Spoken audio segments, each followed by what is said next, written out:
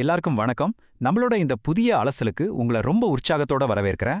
இன்னைக்கு நாம பேச போற விஷயம் இப்ப தமிழக அரசியல் களத்துல மிகப்பெரிய ஹாட் டாபிக்கா இருக்கிற ஒரு தேர்தல் அறிக்கை பத்தி தான். தமிழக வெற்றி கழக தலைவர் விஜய் அவர்கள் சமீபத்துல அறிவிச்சிருக்கிற பிரம்மாண்டமான புதிய நலத்திட்டங்கள் என்னென்ன, அதோட வாக்குறுதிகள் நிஜமாவே எந்த அளவுக்கு சாத்தியம் அப்படிங்கறத எந்தவித சார்பும் இல்லாம ரொம்பவே நடுநிலையா நாம இன்னைக்கு அலச போறோம். வெறும் அறிவிப்புகளுக்கு பின்னாடி இருக்கிற உண்மையான நிலவரம் என்னங்கறத வாங்க சேர்ந்து பார்க்கலாம்.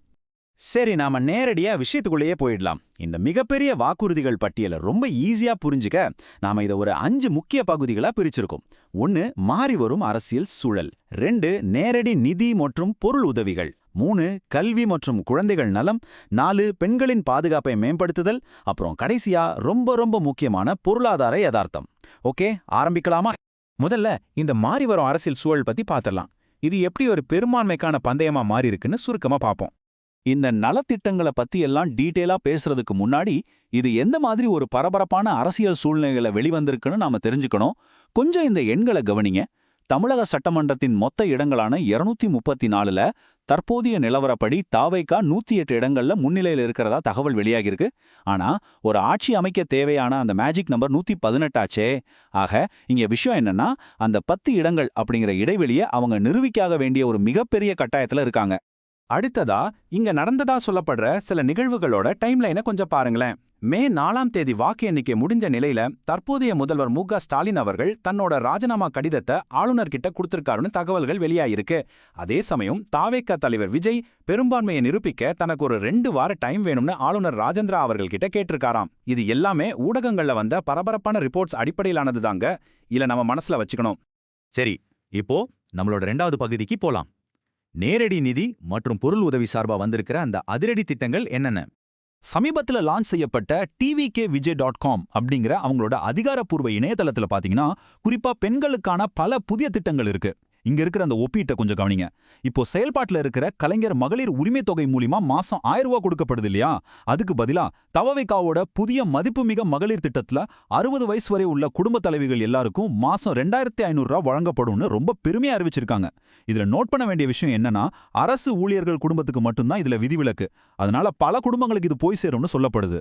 வெறும் பண உதவி மட்டும் இல்லங்க, நேரடியா சில பொருட்களையும் தரப்போறதா அறிவிச்சிருக்காங்க. அன்னபூரணி சூப்பர் 6 திட்டத்துல ஒரு குடும்பத்துக்கு வருஷத்துக்கு 6 கேஸ் சிலிண்டர்கள் முற்றிலும் இலவசமா. அடுத்தது அண்ணன் சீர் திட்டம். இது நிஜமாவே கொஞ்சம் எமோஷனலான விஷயம். தங்கைகளோட கல்யாணத்துக்கு தாய் வீட்டு சீரா 8 கிராம், அதாவது 1 பவுன் தங்கமும் பட்டுப்புடவையும் தரப்படும்னு வாக்குறுதி கொடுத்திருக்காங்க. அதே மாதிரி பிறக்கிற குழந்தைங்களை வரவேற்க தாய்மாமன் தங்க மோதிர திட்டம்னு ஒன்று இருக்கு. தமிழ்நாட்டில் பிறக்கிற ஒவ்வொரு குழந்தைக்கும் அரசாங்கமே ஒரு தங்க மோதிரம் போடுன்னு சொல்லியிருக்காங்க. அது மட்டுமா, அதோட சேர்ந்து ஒரு கம்ப்ளீட் பேபி வெல்கம் கிட் வழங்கப்படும். இதுல ஊட்டச்சத்து பொருட்கள், பேபி சோப், ஆயில், பவுடர், கொசுவலை, நாப்கின், பொம்மைகள்னு ஒரு குழந்தைக்கு தேவையான எல்லாமே இருக்கும்னு தெளிவா சொல்லப்பட்டிருக்கு. அடுத்த பகுதி கல்வி மற்றும் குழந்தைகள் நலம். குறிப்பா பள்ளி இடைநிற்றலை எப்படி தடுக்க போறாங்க? ஒரு சமூகத்தோட உண்மையான வளர்ச்சி கல்வியில தானே இருக்கு. இங்க முன்வைக்கப்படுற மிக முக்கியமான திட்டம் காமராசர் கல்வி உறுதி திட்டம். இதன்படி 1ஆம் வகுப்புலேருந்து 12ஆம் வகுப்பு வரைக்கும் படிக்கிற எந்த ஒரு குழந்தையும் பாதியில படிப்பை விட்டுறக்கூடாதுங்கிறதுக்காக வருஷத்துக்கு 15,000 ரூபாய் நிதி உதவியா மாணவர்களோட அம்மாவுக்கோ அல்லது பாதுகாவலருக்கோ வழங்கப்படும்னு சொல்லியிருக்காங்க. ஆனா இங்க ஒரு சுவாரஸ்யமான ஒப்பீட்டை நம்ம கவனிக்கணும். இப்போ இருக்கிற புதுமை பெண் அல்லது தமிழ் புதல்வன் திட்டங்களை வச்சு கணக்கு போட்டா ஒரு குடும்பத்துக்கு வருஷத்துக்கு 30,000லிருந்து 60,000 ரூபாய் வரை கிடைக்க வாய்ப்பு இருக்குன்னு மூல தகவல்கள் சொல்லுது. ஆனா இந்த புதிய காமராசர் திட்டத்துல எல்லாருக்கும் சமமா வருஷத்துக்கு 15,000 ரூபாய்னு ஒரு நிலையான தொகையை ஃபிக்ஸ் பண்ணிருக்காங்க. இது ரொம்பவே கவனிக்கப்பட வேண்டிய ஒரு நிதி மாற்றம். 4வது பகுதி பெண்களின் பாதுகாப்பை மேம்படுத்துதல். இதுல அவங்க என்னென்ன சொல்றாங்கன்னு பார்க்கலாம். தாவேகாவோட அறிக்கையில பெண்களோட சுதந்திரமான நடமாட்டத்துக்கு ரொம்பவே முக்கியத்துவம் கொடுத்திருக்காங்க. இப்போ இருக்கிற விடியல் பயண திட்டத்துல குறிப்பிட்ட சில பேருந்துகள்ல மட்டும்தான் பெண்கள் இலவசமா போக முடியும்னு ஒரு வரைமுறை இருக்கு இல்லையா? ஆனா இந்த புதிய வெற்றி பயண திட்டத்துல தமிழ்நாட்டுல எந்த மூலைக்கு போனாலும் சரி, அரசுக்கு சொந்தமான எல்லா பேருந்துகளிலுமே பெண்கள் கட்டணமே இல்லாம பயணிக்கலாம்னு சொல்றாங்க. இதனால அந்த குறிப்பிட்ட பஸ்ஸுக்காக மணிக்கணக்கா காத்திருக்க வேண்டிய அவசியமே இருக்காது. பெண்களின் பாதுகாப்பிற்காக ஒரு முப்பரிமாண கட்டமைப்பையே இங்க கொடுத்திருக்காங்க. பாருங்களேன், முதல்ல ராணி வேலுநாச்சியார் படை, இது மாநிலம் முழுக்க 500 குழுக்களா சாதாரண உடையில பாடி கேமராக்களோட செயல்படுமா. 2வது, அஞ்சலி அம்மாள் அதிவிரைவு நீதிமன்றங்கள். பெண்களுக்கு எதிரான வழக்குகளை உடனுக்குடன் விசாரிச்சு நிலுவையில வழக்குகளே இல்லாத ஒரு இலையை உருவாக்குறது தான் இதோட நோக்கம்.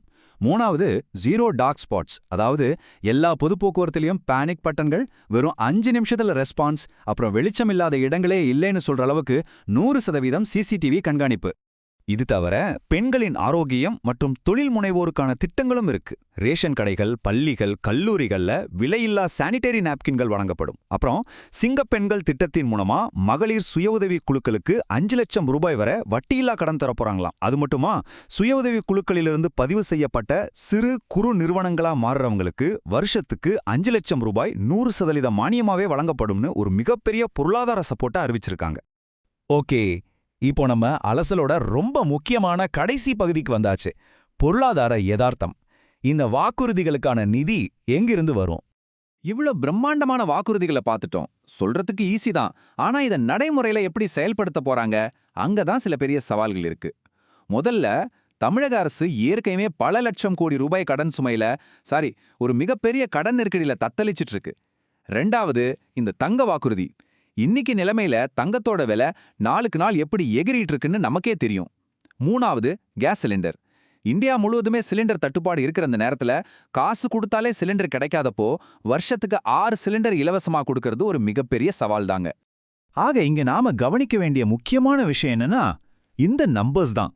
இந்த மெகா திட்டங்கள் எல்லாத்தையும் தமிழ்நாட்டுல நிஜமாக்கணும்னா அரசாங்கத்துக்கு மாசத்துக்கு தோராயமா 3000 கோடி ரூபாய் வரை கூடுதல் செலவாகும்னு இந்த அறிக்கைகள் கணிக்கிறாங்க. 3000 கோடி, இது சாதாரண தொகை கிடையாதுங்க. இதை கொஞ்சம் அமைதியா யோசிச்சு பாருங்க. இறுதியா இந்த அலசலை முடிக்கிறப்போ ஒரு முக்கியமான கேள்வியை நான் உங்க சிந்தனைக்கே விட்டுடுறேன்.